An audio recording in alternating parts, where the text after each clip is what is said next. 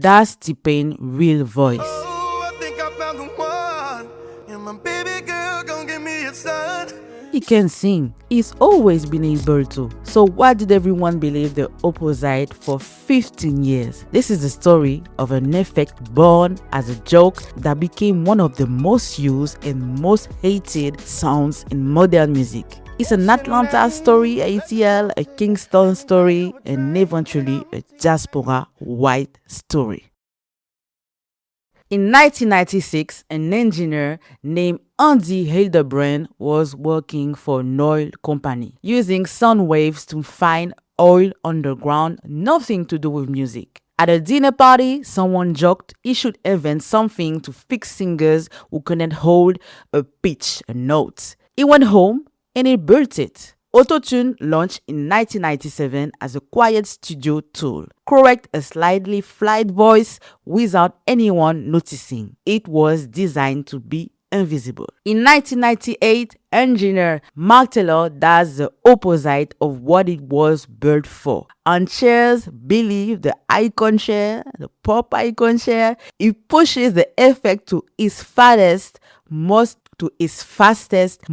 unnatural setting, meant to be unnoticeable, and lets it show. That robotic stuttering sound became the hook. The label almost cut it at the last minute. Instead, a global #1. Nobody outside Antares knew how it was made. A few years later, in 2001, a rival tool appears, Melodic, from a German company called Ceremony. Opposite philosophy. Instead of an instant real-time effect, an engineer manually redraws every note after the fact, pitch and timing in vibrato, almost like editing MIDI. Autotune became the loud one. Melody became the quiet one. Same problem, two totally different answers, and both are still industry standard today. I think also on Logic Pro there is a similar effect with pitch redraws, when you can redraw the pitch of your voice inside Logic Pro.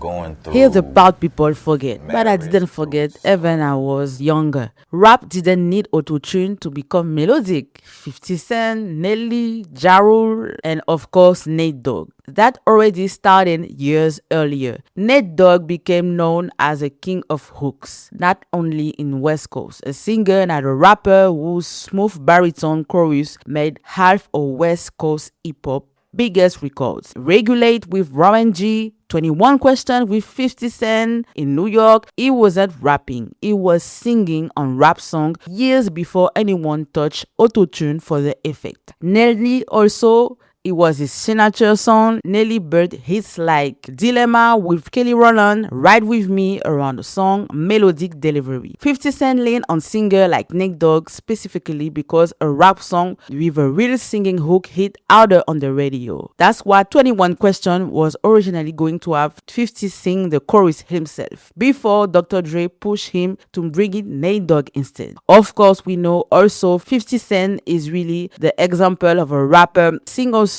Of course, he rap very well, no question about that. That's my favorite rapper, but also is famous for making legendary hooks and when he sings himself without autotune. So the idea of a rap record built around melody, not just bar, already existed. What autotune did wasn't invent melodic rap. It gave more rappers a way to sing that hook themselves without needing to bring in someone else. Because, at that time, they were bringing Nate Dogg, R&B singer for the hook. They still do, of course, but less. And Akon, and a lot of singer rapper. So that's how autotune came after.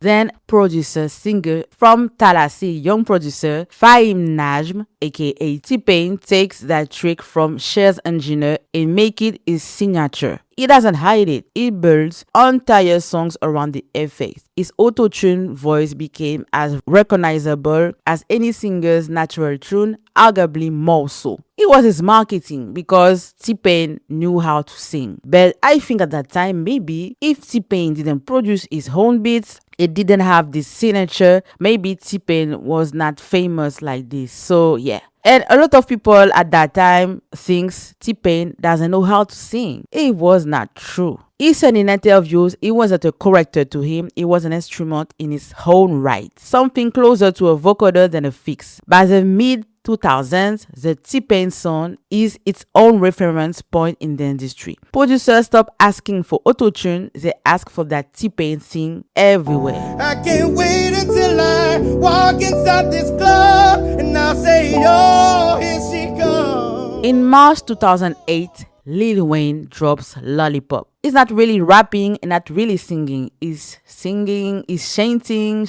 half melody, half flow, run through the same effect T-Pain made famous. That's why they make a lot of collaboration also at that time with lead singer, rest in peace, one of the legendary R&B, and also for the career of Halia, the team of Background Records, with lead singer Static Major on the hook. It hits #1, becomes his biggest single ever. Months later, Kanye releases 808s and Heartbreak, a full album built around a cold, cracked autotune voice, used on purpose to sound like something breaking, not hiding pain behind the effect, using the effect to sound like pain. You know, Kanye basically is really a hip-hop, like a really hip-hop rapper. He was really a fan of Jay Dilla. You know, the classics. So it was really a thing when he released 808s and Heartbreak. Between Wayne and Kanye, 2008 becomes the year autotune stopped being the T-Pain thing and become a tool the entire genre, which is for autotune, became mainstream. By the way, quick break, quick pause. If you liking this video, hit subscribe and like the video. If you boost the video, it helps this reach more people. If you care where sound like this actually come from, that's the world Afroplug live in, sample pack and plugin, AI mastering, mixing, podcast. You know, I really have fun on my side and monetize if you're a musician, your talent, or discover knowledge if you're just a music lover. Sample packs and plugin built around this whole lineage of vocal tools. Links in the description. Okay, back to the story.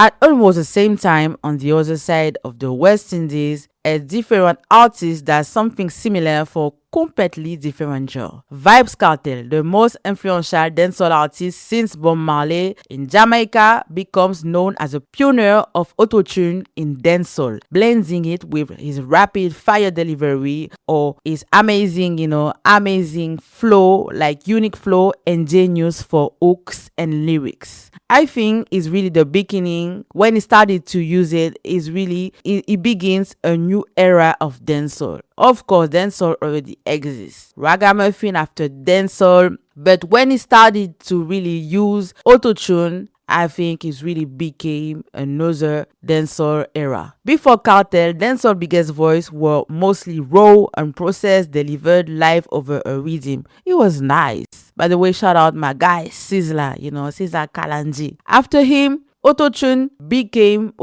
melodic delivery becomes part of the modern dancehall sound until now. Heard today across artists building on a foundation the same way trap absorbed the effect in the US. So this isn't just a hip-hop story, it's a story that happened almost in parallel in a lot of corners of the Black diaspora. Atlanta, Kingston, South America, North America, UK, Europe. When you see Booba, PNL, a lot of career was really building with autotune, each shaping the tool into their own sound.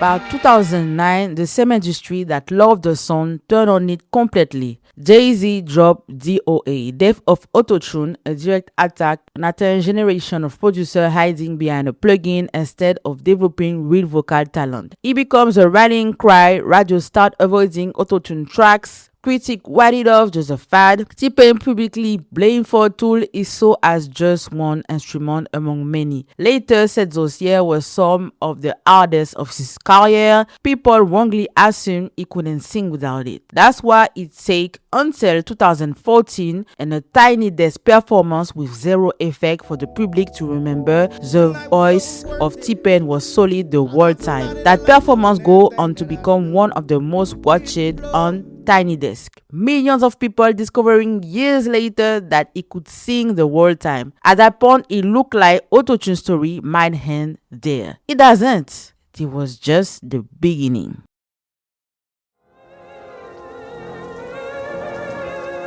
Autotune doesn't disappear after the backlash with T-Pain about Autotune. What I understand, when Jay-Z said death of Autotune, I understand also because imagine like Whitney Houston, all the legendary artists, hip-hop rappers like Jay-Z, Nas, everyone, they took years, for training, for the voice, the lyrics, ability, also the singers. Bap, someone come and sing with Autotune the same note, not the deaf and the work. So I could understand, But I love T-Pain too. T-Pain is my guy, and he also a producer. So as a founder of Afroplug, main producer platform, I cannot not love T-Pain, his originality as a singer, but also in the beat. You know how he used TR 808 of Roland drums, like the sample clap, like, the melody, like the minor melody used. Remember the song I'm in Love with Stripper? The note. Autotune doesn't disappear after the backlash. It goes underground, then comebacks change. In ATL, producers working with Future stop treating the effect like a special occasion. All the career of Future is really like Autotune. They turn it into a permanent subtle texture under trap vocals, invisible again, closer to how it was designed. Online, a different trend grows out of the underground cloud rap. When cloud rap, I spoke about cloud rap and the SoundCloud era story in another documentary already available on Afroplug YouTube. You can check out artists like Lil B, a producer, Clams Casino, but a hazy, atmospheric melody first song in the early 2000s, spreading through SoundCloud rather than radio. Travis Scott becomes his most commercially successful voice, built on that same drifting, singing more than rapping for the Sean, heavy on Autotune and pitch shift ad-libs. So, I think it's signature, more than the lyrics. From there, it's almost like the Autotune use of Travis Scott almost sound like heavy metal and rock. And I think that's why it's really mainstream, famous in the biggest festival, and have a large crowd. It's not only rap, it's really, I would say, pop rap. From there, hyper-pop takes the same tool and pushes it to the opposite extreme, deliberately harsh, glitchy, almost aggressive, same effect, opposite intention. Ask 10 people whether a modern rapper like Travis Scott or Future or half the artist on the radio today is a rapper or R&B singer, and you get 10 different answers. Because the music itself doesn't draw that line anymore. Rap today is melodic in a way that 90s and 2000 hip-hop rarely was. Some people call it melodic rap, some call it singing rapping or cloud rap, depending on the era. There no one clean label, as that confusion is itself part of Autotune's legacy. And the effect keeps traveling far beyond the US chart. In Afrobeats, Amapiano, Dancehall, Shatta, Bouillon, Dembo, Reggaeton, Baile Funk, and many more diaspora genres from, of course, the Mother Earth, Africa, and all the world. Pitch correction and vocal processing plugins are standard tools in home studio from Lagos to London to Kingston. Descendants of Autotune built into the DAWs and sample pack a new generation of diaspora producers use every day. In some corner of the diaspora sound, that heavily processed melodic vocal has become less of an effect, almost a genre marker in its own right. Look at Drake. All songs of Drake have, I think, Autotune. I don't know if it's Autotune or Melodyne, but he have a subtle way to use it, and a lot of R&B singers use it because it's really subtle. So that's why a lot of people say, oh, the R&B now is more, people say whispering, because the R&B right now is really like soft voices. Anyway, Autotune real legacy isn't the snap to pitch effect itself, is the permission it gave an entire generation of producers and singers from Atlanta to Kingston to Lagos to treat the human voice as raw material the same way a drum sample or a bass line always has been. That's the same shift that shaped the whole ecosystem of vocal plugins and processing chains that's what our musicians build around today. The kind of tool Afroplug catalog is built on. Andy Hildebrand, who built it to be invisible has said more than once he never expected the world to fall in love with a mistake he was trying to prevent. T-Pain would turn that mistake into a genre, a worldwide genre, spent a decade defending an instrument nobody believed was real. He lived to see the world industry prove him right. Autotune was never really about a broken voice getting fixed. It's the story of an entire generation across genre, across continent, decided that wrong and new could sound exactly the same. A tool bird to disappear ended up defining the sound of music for the next 25 years until now. If this kind of story is your thing, that's exactly the world Afroplug live in. Sample pack plugin and AI production tools, not generating tools, because we don't generate sample for us is really important for my African heritage to use to provide no AI samples. So it's really AI only for AI mastering and AI mixing for helping you to quickly at home have a high quality when you finish creating your music and put it on streaming platform everywhere you want. We have production tool for Afrobeats, Amapiano, and 100 Afro genre from Africa and diaspora, of course. Link in the description if you want to try for free and discover our catalog and log in and sign up to us. If you want the real thing, Autotune 2026 just came out. Entire's full rebuild of the plugin. This whole video is about. You can try now. Link in description. It's an affiliate link, but shout out Autotune. And if you made it this far, do me a favor, subscribe, like, boost the video, and share this with someone who need to see it and know the real story of Autotune. I have my point of view, the point of view of your girl, Miss Maybe, Afroplug founder. It's really helped. And thank you for watching, and see you soon for the next video. Take care. Bye bye.